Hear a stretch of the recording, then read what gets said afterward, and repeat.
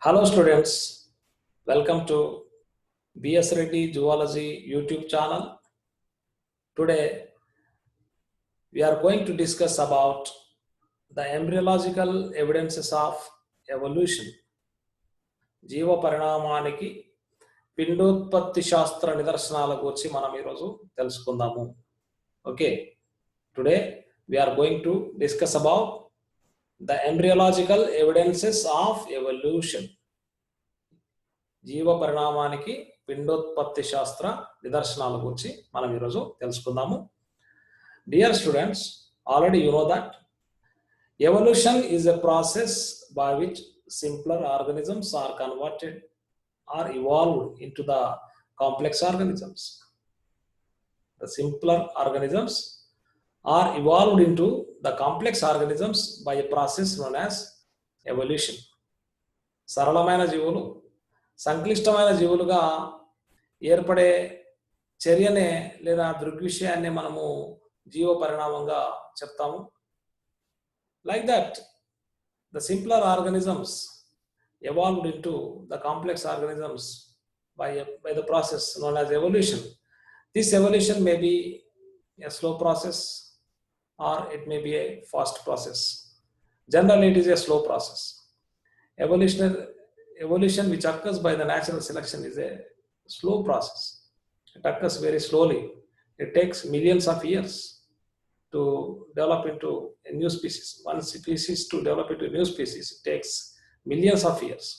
Like that, the evolution which occurs by natural selection is a slow process, whereas the evolution which occurs or the species formation which occurs by mutations. Sometimes mutations also may lead to the formation of new species, like what was observed by the Hugo de Vries in Inothera lamarckiana, which was the new species formation was due to the mutation. Like that, if the evolution or if the formation of new species occurs by the mutation, then it will be a fastest process. Like that, generally the evolution is a slow process, whereas in some cases it may be the fastest process. In the field of evolutionary biology, many scientists have been worked here. Many scientists like Jean-Baptiste de Lamarck, Charles Darwin, Hugo de Vries, Van Baer, Haeckel, like that, many scientists have worked in the field of evolutionary biology, and they proposed some theories called theories of evolution. But their theories, they need some support. They need some evidences. These theories has to be proved by the evidences of evolution. Okay, like that, evolution needs some evidences. These evidences comes from different branches of biology only. Okay, different branches of biology like paleontology, anatomy, embryology, then molecular biology, cell biology, like that, physiology, like many branches of biology, they provide some evidences for evolution. Okay, they provide evidences for evolution. Like that, in the last classes we have discussed about the evidences of evolution, few evidences of evolution, like paleontological evidences and anatomical evidences we have completed. So far we have completed paleontological evidences and anatomical evidences. In this class we are going to discuss about the embryological evidences of evolution.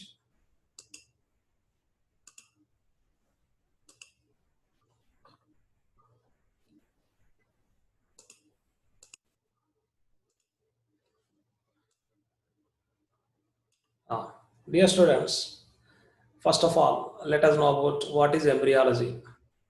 Before going to discuss about the embryological evidences, let us know about what is embryology. What is embryology? Embryology is the branch, or it is the study of the formation and early development of an organism. Okay, what is embryology? Embryology is the study of the formation and early development of an organism. Okay, పిండం ఏర్పడడం నుండి జీవి అభివృద్ధి చెందే వరకు గల వివిధ దశల గురించి తెలియ శాస్త్రాన్నే మనము పిండోత్పత్తి శాస్త్రంగా చెప్పవచ్చు.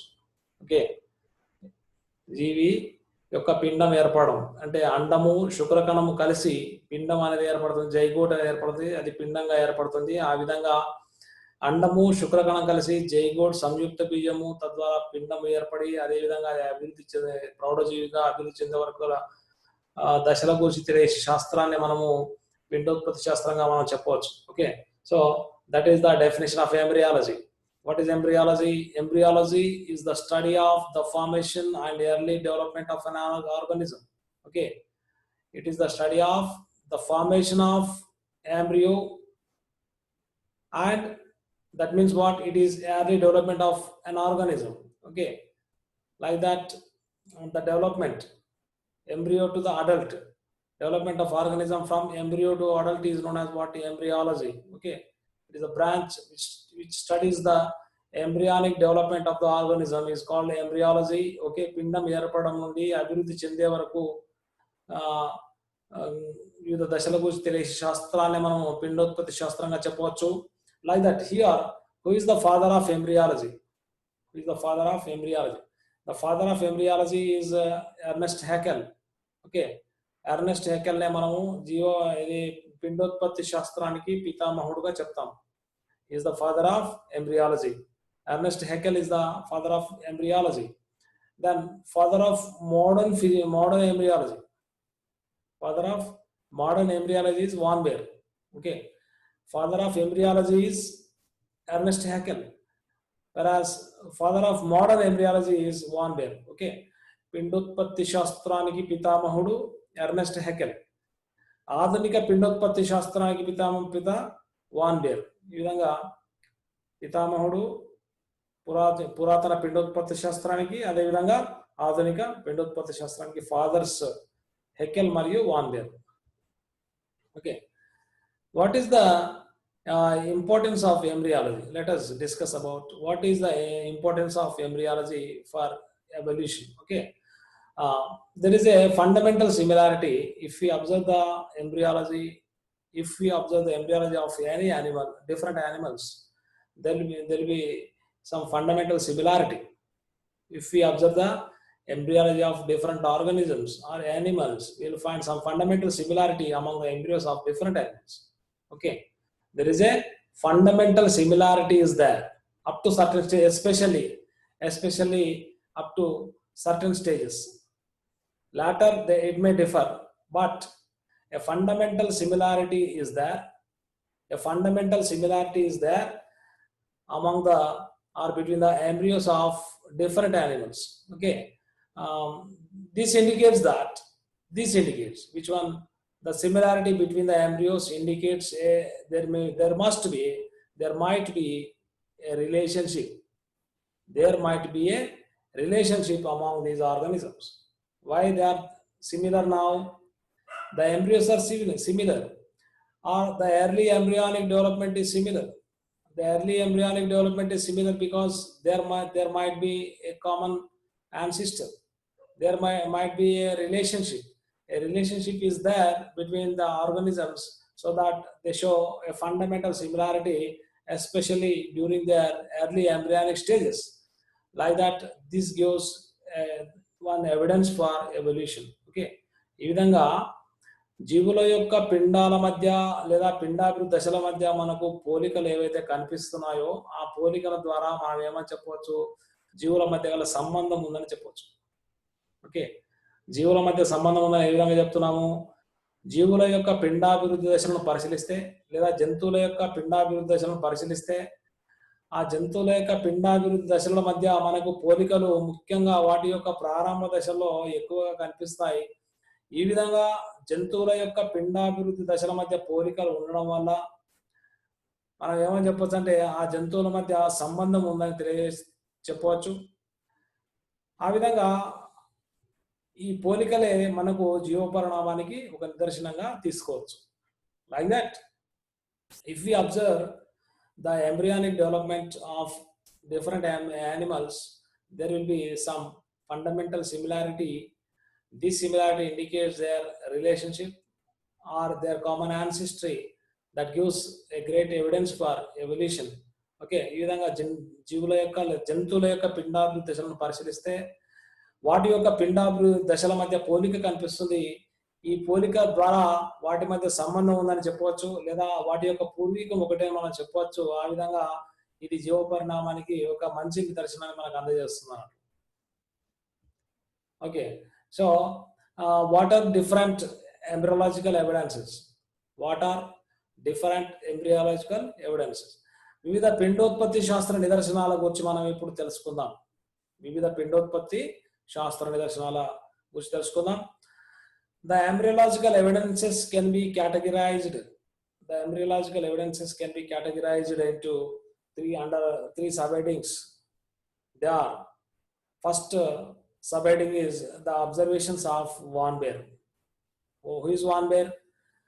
Van Baer is the father of modern embryology. Okay, he observed different embryos of different vertebrates and formulated some theory, or he observed some points like that. The observations of Van Baer can be grouped into one sided. Then sequence of the developmental stages. Sequence of the development. There is a sequence in the development of any animal. There will be a same type of sequence will be there, and that also gives one type of evidence, sequence of the developmental stages. Another one is biogenetic law of Haeckel. Okay, like that, the embryological evidences can be categorized into under three sidings. They are the observations of Van Baer, and a sequence of the developmental stages of the different animals, and biogenetic law or recapitulation theory of Ernest Haeckel. Okay, ఈ విధంగా పిండోత్పత్తి శాస్త్ర నిదర్శనాలను మనము 3 అంశాలుగా విభజించవచ్చు. మొదటిది van bear యొక్క పరిశీలనలు. Van bear వివిధ జీవుల యొక్క పిండాలను పరిశీలించడం జరిగింది కాబట్టి వాన్ బేర్ యొక్క పరిశీలనలు. రెండవది పిండాభివృద్ధి దశల యొక్క క్రమము. మూడవది హెక్కెల్ యొక్క పునరావర్తన సిద్ధాంతం. Like that there are 3 types of embryological evidences. ఈ విధంగా పిండోత్పత్తి శాస్త్ర నిదర్శనాలను మనం 3 రకాలుగా వర్గీకరించవచ్చు. Okay, let us discuss about what are the observations of Van Baer. What are the observations of Van Baer, who is the father of modern embryology? మరి van bear చేసినటువంటి పరిశీలనలు ఏందో మనం ఇప్పుడు గమనిద్దాము. What Van Baer has done? Van Baer studied the embryology of fish, salamander, tortoise, chick, man, etc. Like that, different embryos. He observed different embryos of different vertebrates like fish, salamander, tortoise, chick, man, like that. He observed many embryos, and also observed some common things among these embryonic developments. Okay, like that. So what he was observed is, అతను ఏం దేని గమనించాడు? చేపలు, సాలమాండర్లు, తాబేళ్లు, కోడి, మానవుడు, ఈ విధంగా వివిధ సకశేరుకాల యొక్క పిండాభివృద్ధి దశలను పరిశీలించడం జరిగేది. పరిశీలించి మరి ఏం గమనించాడో చూద్దాం. He observed all the embryos of different vertebrates, and he observed some conclusions. He formulated some conclusions. He observed that the embryos were similar. The embryos were similar during their early stages. Embryos were similar during their early stages, but they were different in their final stages due to specialization. Okay, ఏం చేశాడు? వివిధ జంతువుల యొక్క పిండాభివృద్ధి దశలను పరిశీలిస్తే ఏం కనిపించింది అంటే, వాటి యొక్క పిండాభివృద్ధి దశల యొక్క ప్రారంభ దశల్లో అవి ఒకదాన్ని ఒకటి పోలి ఉన్నాయి, కానీ తర్వాత దశలో ప్రత్యేకతను సంతరించుకున్నాయని గమనించడం జరిగింది. The embryonic stages of any animal, like fish to mammal, all the embryonic stages were similar during their early embryonic development, but in the latter stages only they are differentiating or they are specializing, like that they are differing from each other. This was one observation. ఒక observation ఏంది, పిండాభివృద్ధి దశల యొక్క ప్రారంభ దశలు మాత్రము ఒకదానితో ఒకటి పోలి ఉన్నాయి, కానీ తర్వాత దశలో మాత్రము అవి ప్రత్యేకతను సంతరించుకుంటున్నాయి అని వాన్ బేర్ గమనించడం జరిగింది. ఓకే, ఇంకా another he also observed that the similarities persist longer. The similarities are persisting longer between closely related organisms than between non-related organisms. ఈ similarities ఏవైతే ఉన్నాయో, when the similarities are there during early development, the similarities are persisting longer. These similarities are persisting longer in closely related animals. For example, you take the development of man and a monkey. Man and monkey are very closer animals. So that the similarities persist for a longer time than the non-related species like man and fish. Man and fish, the embryo of man and the embryo of fish, they resemble during early stages only, but coming to the man and monkey's embryo, the similarities are remaining for longer time. Okay, like that. So this was also observed by the Van Baer. What is another thing? The similarities persisting longer. These similarities, the similarities between the embryonic stages or embryos are persisting longer between closely related organisms. Similarities are persisting longer in closely related organisms than between non-related organisms. ఆ విధంగా దగ్గరి సంబంధం ఉన్న జీవులలో పోలికలు ఎక్కువ కాలం ఉంటున్నాయన్నమాట. పిండాభివృద్ధిలో ఎక్కువ కాలం పాటు ఉండడాన్ని గమనించడం జరిగింది. అదేవిధంగా దూరపు సంబంధం ఉన్న జీవుల్లో అవి తక్కువ కాలం ఉండడాన్ని గమనించడం జరిగింది. Like that, so van bear observed that there are similarities between the different embryonic stages of vertebrates.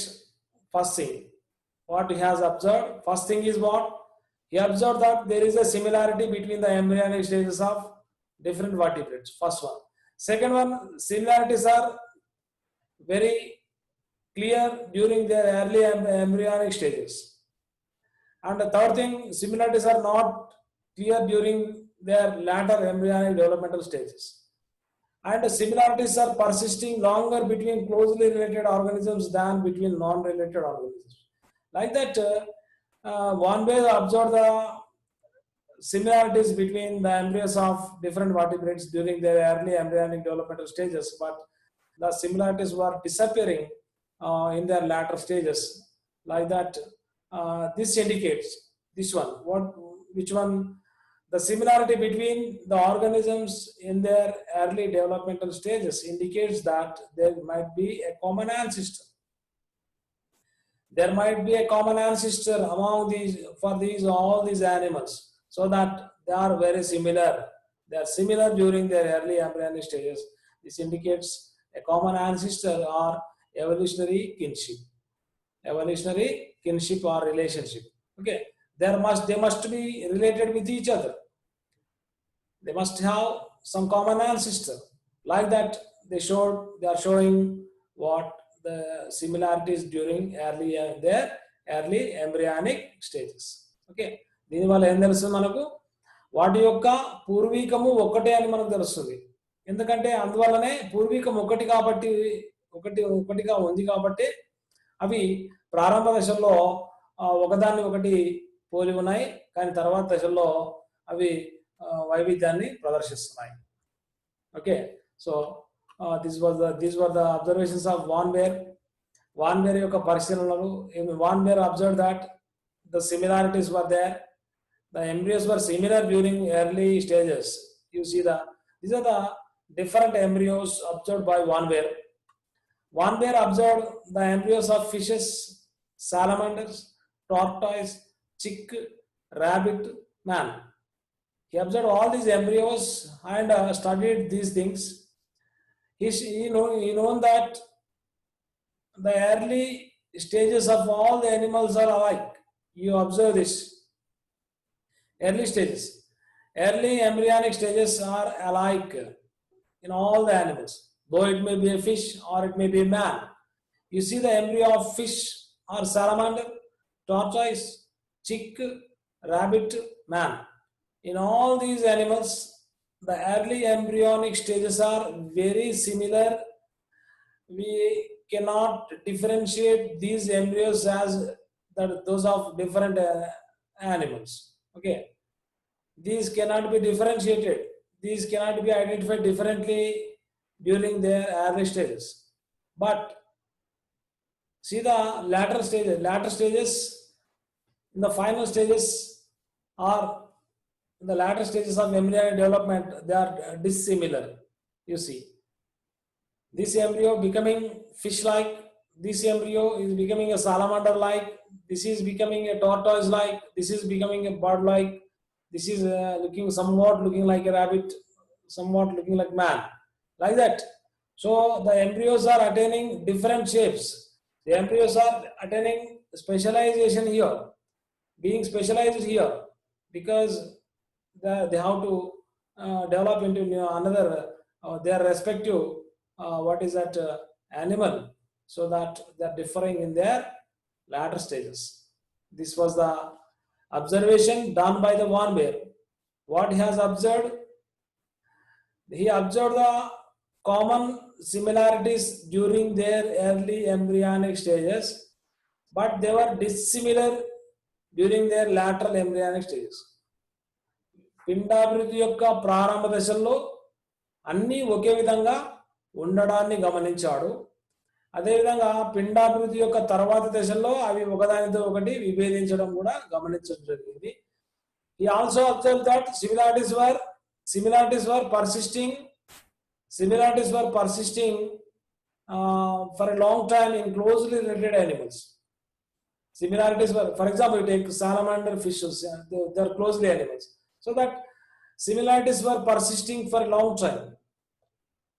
Here we can observe similarities are persisting for a long time, but similarities are not persisting for a long time in non-closely related animals. For example, you take human being and fish.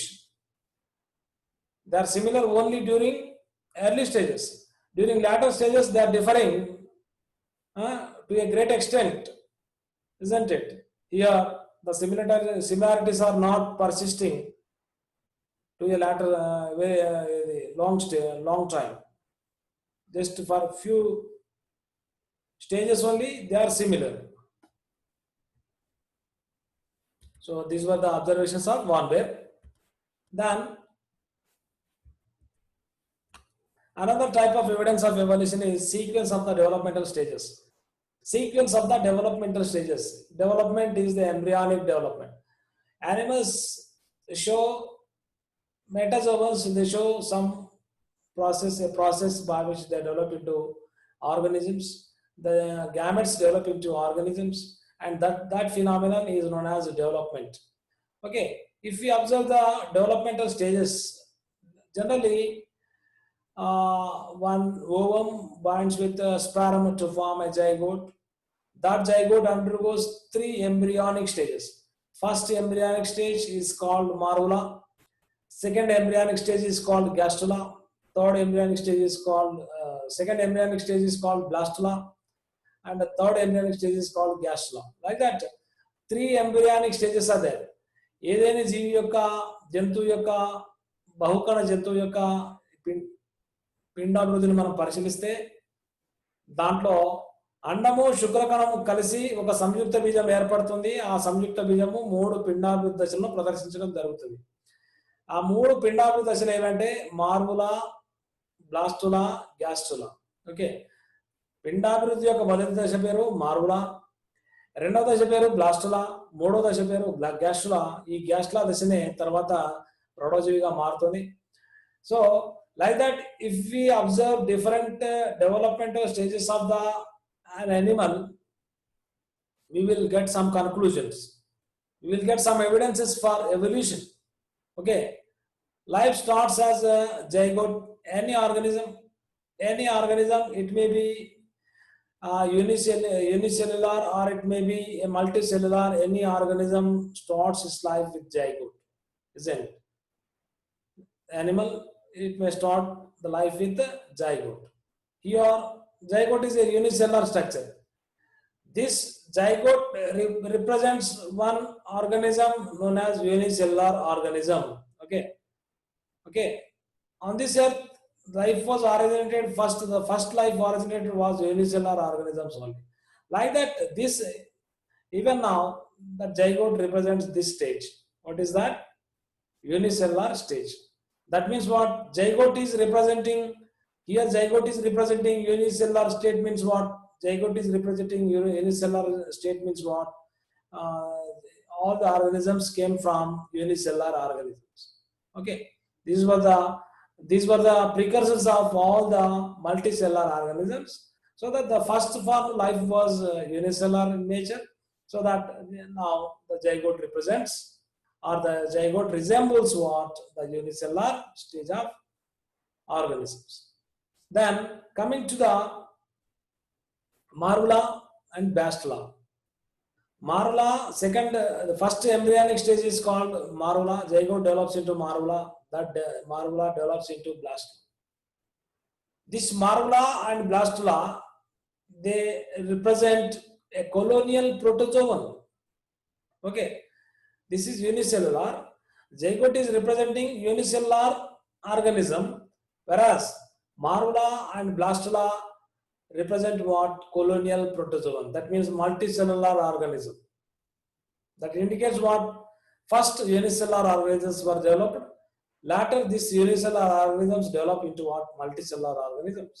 Like that, here Marula and Blastula, they are representing what? A colonial protozoan. That indicates colonial protozoan is a multicellular organism. Like that, they indicate the multicellular stage of the phylogeny. Okay, I like that.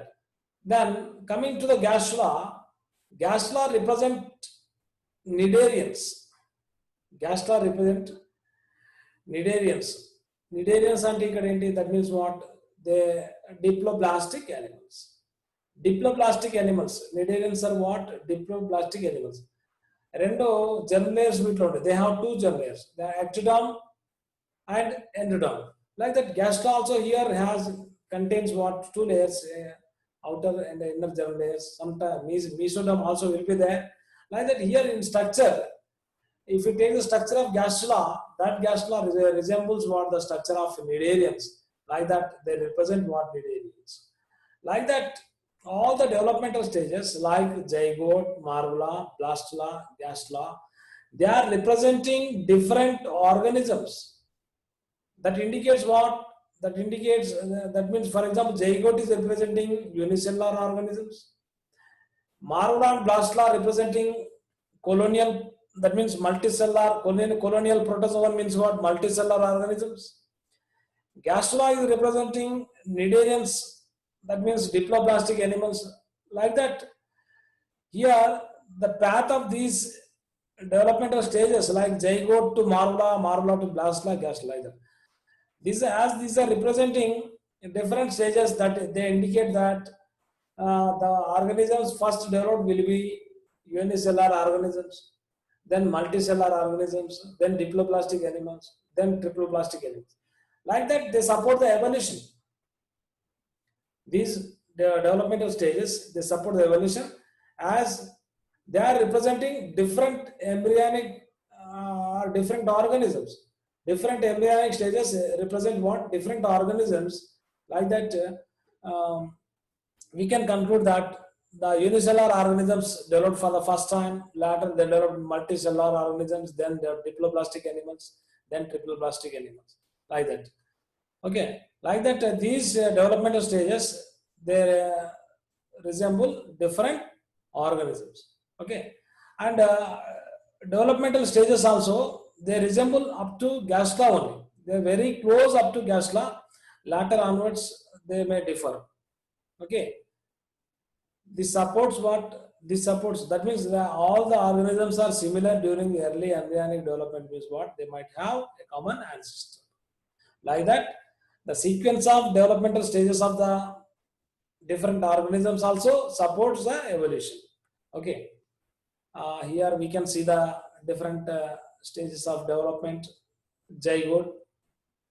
This zygote undergoes cleavage, develops into 8 cell, 16 cell, 32 cell, like that. It develops into many cell structure. Then it undergoes marula. Here it is not shown. Marula, it undergoes marula, and then it undergoes blastula. This blastula, it resembles a colonial protozoan. Okay. Zygote resemble what? Zygote resemble unicellular organism. And here blastula resembles what? A colonial protozoan. This gastrula undergoes a process known as gastrulation, and that stage is known as gastrula. Okay. Gastrula చూడండి ఇక్కడ ఇది దేన్ని పోలి ఉంటుంది, ఇది డిప్లోప్లాస్టిక్ animal అయినటువంటి సీలెంట్రిటా జీవి మాదిరిగా కనిపిస్తుంది. Like that, different embryonic stages, they resemble different organisms. Okay. Then lastly, let us discuss about the biogenetic law. Biogenetic law, పునరావర్తన సిద్ధాంతం. పునరావర్తన సిద్ధాంతం, పునరు ఆవర్తనం, తిరిగి ప్రదర్శించడం. పునరావర్తనం అంటే తిరిగి ప్రదర్శించడం. Biogenetic law, this is also called biogenetic law, or this is also called theory of recapitulation. బయోజెనెటిక్ సిద్ధాంతము లేదా పునరావర్తన సిద్ధాంతము, biogenetic law or theory of recapitulation theory. This theory was proposed by Ernest Haeckel. Ernest Haeckel, okay, father of embryology. Who is Ernest Haeckel? Is the father of embryology. పిండోత్పత్తి శాస్త్ర పితామహుడు అయినటువంటి Ernest హ్యాకెల్ ప్రతిపాదించిన సిద్ధాంతమే బయోజెనెటిక్ లా లేదా బయోజెనెటిక్ సిద్ధాంతం. This was proposed by Ernest Haeckel. And this theory or this law states that ontogeny repeats phylogeny. What it is stating? Ontogeny repeats phylogeny in a single sentence.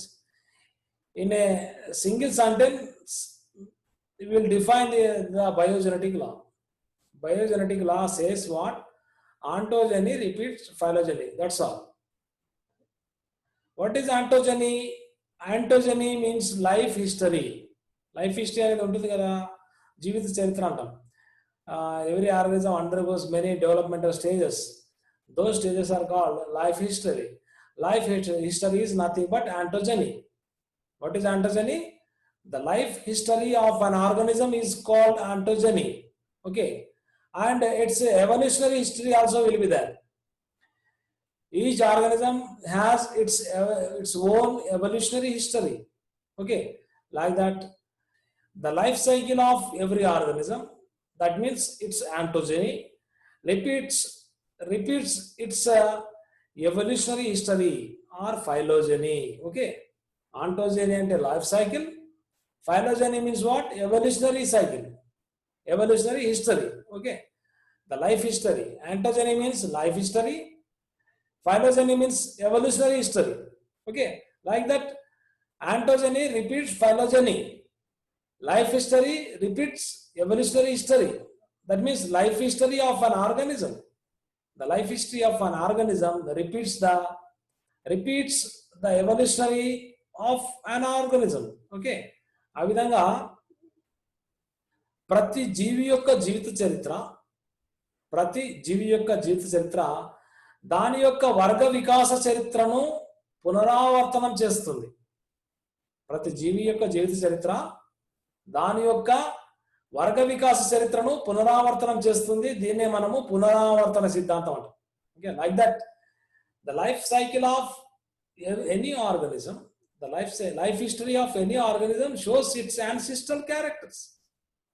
Again, it recapitulates its ancestral characters, and like that, it repeats its ancestral characters. That is known as ontogeny, repeats phylogeny. ప్రతి జీవి ఏం చేస్తుంది? తన యొక్క పిండాభివృద్ధి దశలో, ఏ దశలో? పిండాభివృద్ధి దశలో తన యొక్క పూర్వీక లక్షణాలు అన్ని కూడా ప్రదర్శిస్తుంది అన్నట్లు. Each organism during its embryonic development, it recapitulating all the characters, అన్ని పూర్వీక లక్షణాలు ఒకటే కాదు, ప్రతి పూర్వీక లక్షణాన్ని it is recapitulating or it is showing again. It shows again the ancestral characters, all the ancestral characters during its life cycle. That is known as ontogeny, repeats phylogeny. దీన్నే మనం బయోజెనెటిక్ సిద్ధాంతం అని కూడా పిలుస్తాం. ఒక జీవి ఏం చేస్తుంది? తన యొక్క జీవిత చరిత్రలో దాని యొక్క వర్గ వికాస చరిత్ర మొత్తం కూడా పునరావర్తనం చేస్తుంది. దీని ద్వారా ఏం తెలుస్తుంది మనకు?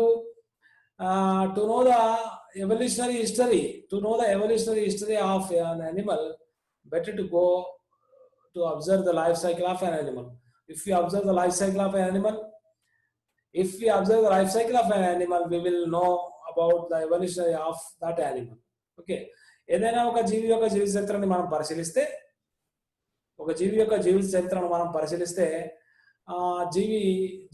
జీవిత చరిత్రలో దాని యొక్క వర్గ వికాస చరిత్ర మొత్తం కూడా తరతరాలుగా జరిగినటువంటి చరిత్ర, దాని యొక్క వర్గ వికాస చరిత్ర మొత్తం కూడా మనకి గోచరిస్తుంది. ఆ విధంగా like that it will be useful. Like that, if we observe the life cycle of an organism, that indicates its total evolutionary history in that life cycle. Okay, example for దీన్ని ఎవరు ప్రతిపాదించారు? This theory was proposed by Ernest Haeckel. This is also known as biogenetic law, biogenetic సిద్ధాంతం అని కూడా పిలుస్తాం. Okay, example for this one, example for biogenetic law. Biogenetic లాకు ఉదాహరణగా తీసుకుంటే tadpole larva of frog. First example is what? Tadpole larva of frog. Next, caterpillar of butterfly, and the different developmental stages of heart in birds and mammals.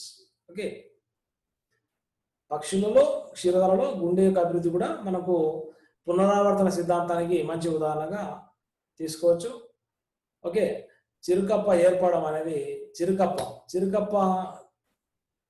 దేనికి ఉదాహరణ?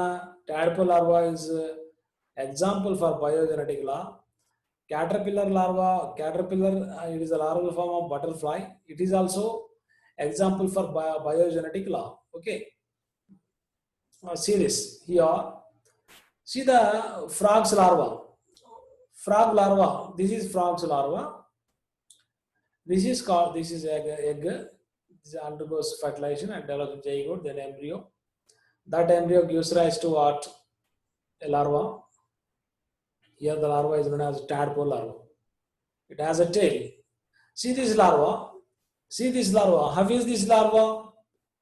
This larva in morphology, that means in shape, external structure, it resembles completely the fish. చాలా వరకు దేన్ని పోలి ఉంది? ఇది ఒక చేప మాదిరిగా ఉంది. ఏ విధంగా ఉంది? చేప మాదిరిగా ఉందని చెప్తాము. How we can say that this is resembling the fish? Because it resembles the fish in many respects, like it has a shape same as the fish. What is the shape? Spindle shape. A spindle shaped structure. Body is in spindle shape. Fishes also is spindle shape. చేపలు కూడా ఏ ఆకారంలో ఉంటాయి? కండే ఆకారంలో ఉంటాయి. One thing. Presence of spindle shaped body and presence of internal gills. It has both the gills. External gills are there and also internal gills are there. So generally in fishes, what type of gills are present? Internal gills are there. So this tadpole also has internal gills. That is another similarity between tadpole and fishes. Another important feature, presence of fin. Caudal fin is there. Some fin is there. Some folding, skin fold is there on the tail. That is called caudal fin. Like that, it shows different similarities with the same as fish, and also it has two chambered heart, like that.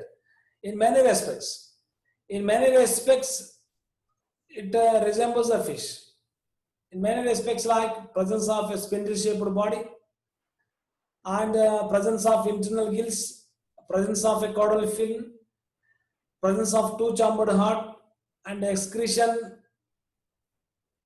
of ammonia. Okay, it excretes ammonia. It excretes ammonia, same as what? Same as fishes. Like that, here the tadpole, it's showing all the features, most of the features of the fishes. Like that, you see the frog. How is the frog? Frog is different. It is a different animal. It is not like the fish. Your adult is not like the fish, but its larva is like the fish.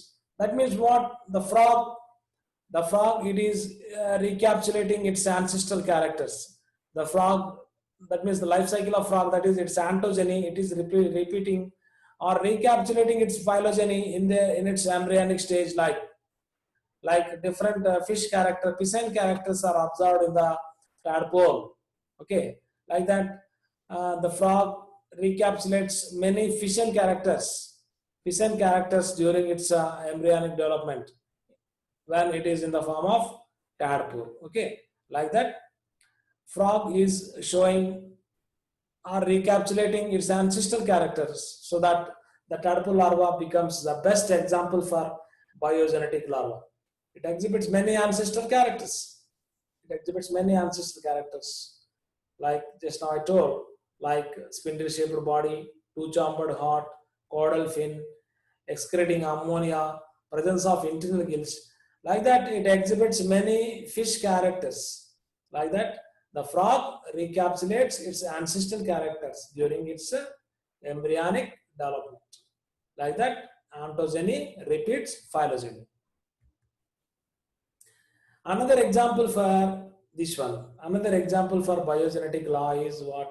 The life cycle of a butterfly. Life cycle of butterfly. The life cycle of butterfly has different stages like egg, larva, that is caterpillar, egg, larva, pupa, and imago. Okay, how many stages are there? 4 stages are there. There are 4 stages in the life history of a butterfly. What are the 4 stages? Eggs. These eggs develops into some larva. That larva here it is called caterpillar. That caterpillar develops into a pupa. That pupa develops into the adult called imago. Like that. Here, if we take this caterpillar, see the adult, it is an insect. It is an insect. It has 3 pairs of legs and 2 pairs of wings, and it has a different type of shape. But see the caterpillar. How is the caterpillar? It is not looking like its adult. It is completely different animal because it somewhat it looks like an annelid. How is this animal? This is looking like an annelid, like that butterfly. It is showing its ancestral characters, that is annelid characters.